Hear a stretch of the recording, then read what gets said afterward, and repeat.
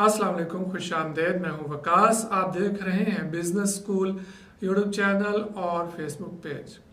ख़वातीन और हज़रात, लोग प्रोडक्ट बना लेते हैं लेकिन मसला आता है बेचने में। बनाना मुश्किल काम नहीं, बेचना मुश्किल काम है।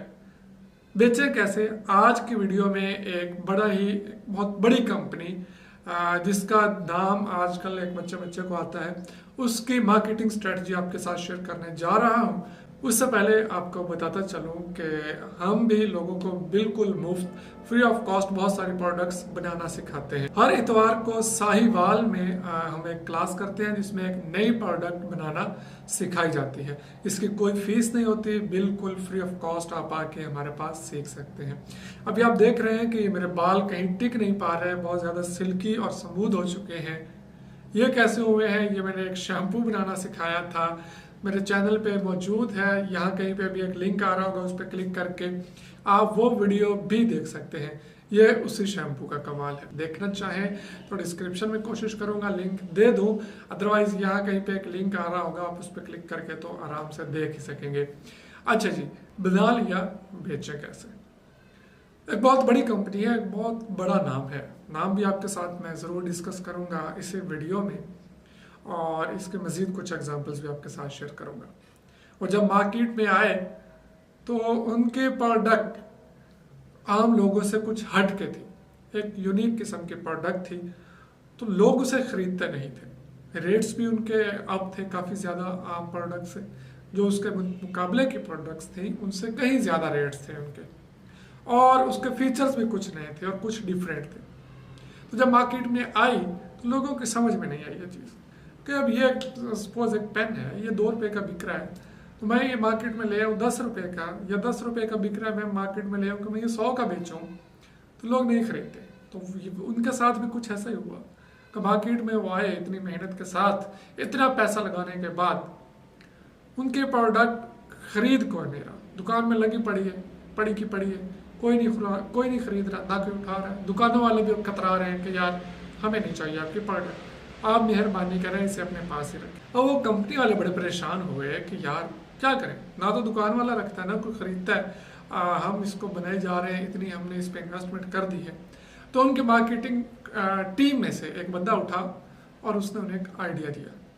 वो आइडिया अगर किसी भी आम बिजनेसमैन के सामने रखा जाए या रखा जाता तब, अब तो रखा जाए तो एग्जाम्पल बन चुकी है, तब अगर किसी भी मेरे जैसे आम बिजनेसमैन के सामने वो आइडिया रखा जाता तो यकीनन वो उस मार्केटिंग के बंदे को चपेड़े कराता कि यार ये कौन सा तुम आइडिया लेकर आ गए हो, दफ़ा हो जाओ, मेरी कंपनी से निकल जाओ। लेकिन उस कंपनी के हेड ने उस मार्केटिंग वाले बंदे की बात को समझा, यहाँ पे बिठाया और उस पर अमल किया।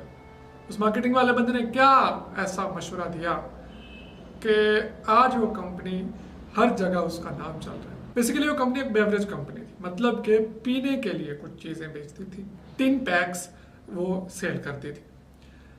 नाम भी अभी मैं आपको बताया चलता हूँ, रेड बुल नाम की वो कंपनी, जो कि आजकल हर बंदा उसको जानता है और हर बंदा उसको खरीदना चाहता है, पीना चाहता है, उसका लुत्फ उठाना चाहता है और उससे जो एनर्जी है वो हासिल करना चाहता है।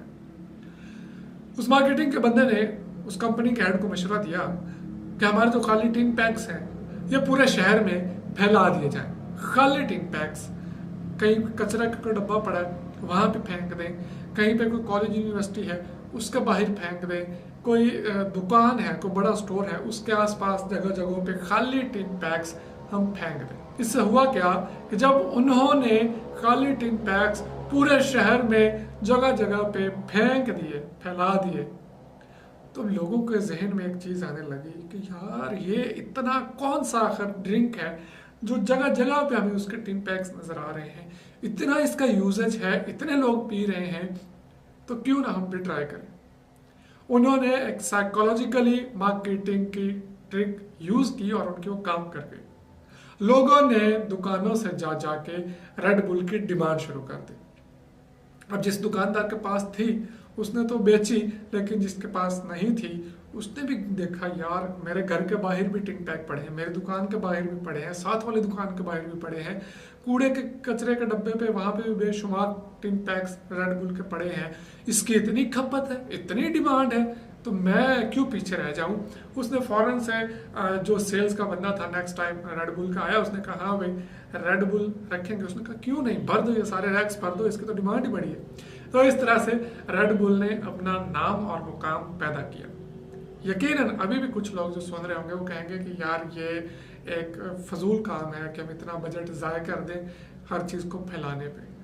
हर जगह पे ये ट्रिक नहीं यूज़ होगी। अब एक बंदे के पैकिंग मटेरियल ही कोई 150 रुपये का या 500 रुपये का उसको पड़ रहा है, वो तो वहाँ जगह जगह पे नहीं फेंकेगा, लेकिन हर बंदे की अपनी एक टेक्निक होती है। उसी टेक्निक को लेके वो चलेगा और देखेगा कि इसमें से मजीद क्या अपॉर्चुनिटीज़ निकाल सकती है। इंडिया की 2 कंपनीज ऐसी हैं जिन्होंने इस पर काम किया और वो कामयाब हुई।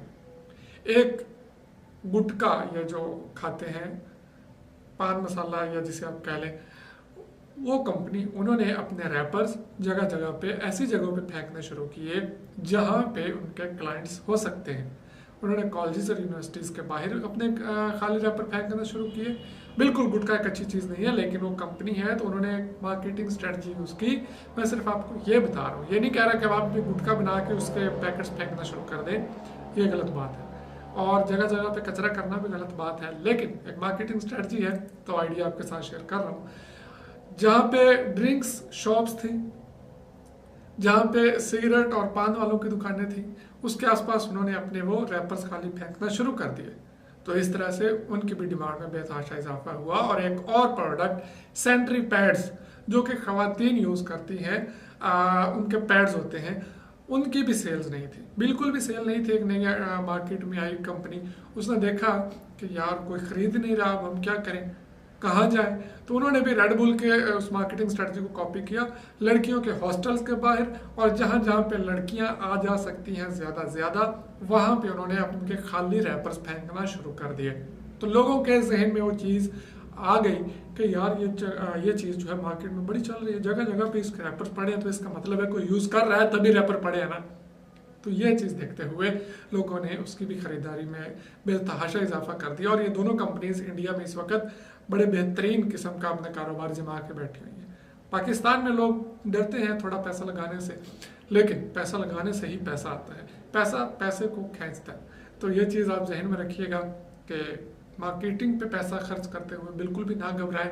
दो बल्कि 3 कंपनीज ऐसी जिन्होंने इस पे काम किया और वो कामयाब हुई, उनके एग्जाम्पल्स हमारे सामने हैं, जिंदा मिसालें हमारे सामने हैं। तो आप भी यूनिक काम सोचा करें, यूनिक आइडिया सोचा करें मार्केटिंग के, किस तरह से आप नए अंदाज से कुछ अपने प्रोडक्ट को लोगों के सामने पेश कर सकते हैं। ये सोचना अब आपका काम है, क्योंकि प्रोडक्ट आपकी है, बनाई आपने है, आपको पता है कि उसका कस्टमर कौन है, कहाँ है, किस तरह का है और उसकी मार्केटिंग मजीद बेहतर अंदाज में कैसे हो सकती है। मुझे इजाज़त दीजिए, मिलूंगा नेक्स्ट वीडियो में, तब तक के लिए अल्लाह हाफिज़।